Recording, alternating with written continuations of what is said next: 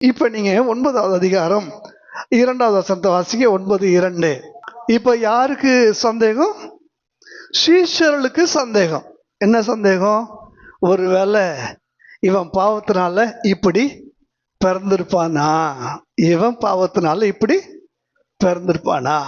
இப்ப யாருக்கு சந்தேகம்? ஃபர்ஸ்ட் சீஷர்களுக்கு இவன் பிறப்பு குறித்து சந்தேகம்.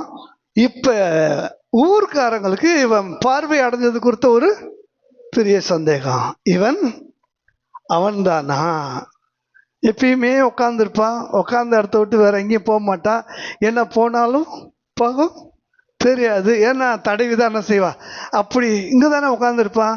திடீர்னு பார்த்தா ஆள் எங்கே பார்க்குறோம்? அந்த முக்கூட்டில் பார்க்குறோம், அந்த பேக்கரியில் பார்க்குறோம், இங்கே வந்து இங்கே நிற்கிறான், அங்கே போகிறான். இப்போ என்ன இப்படி போயிட்டு இருக்கிறானே, இவன் அவன்தானா அப்படின்ற ஒரு சந்தேகம் யாருக்கு?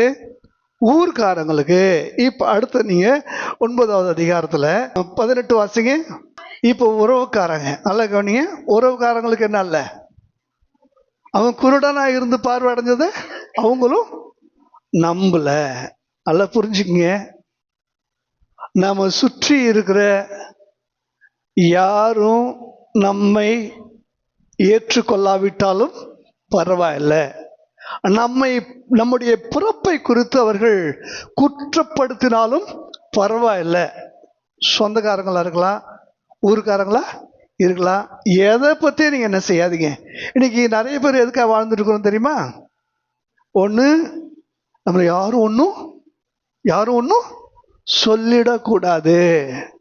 4 பேர் பார்த்தா என்ன சொல்லுவாங்க, 4 பேர் பார்த்தா என்ன பேசுவாங்க, 4 பேருக்கு முன்னால நீ இப்படி நடந்துக்கலாமா அப்படின்றப்ப யார் அந்த 4 பேர்? யார் அந்த 4 பேர்? முன்னால சுமக்க 2 பேர், பின்னால சுமக்க 2 பேர். உன் பாடையை சுமக்கிறதுக்கு எத்தனை பேர் வேணும்? 4 பேர் வேணும்.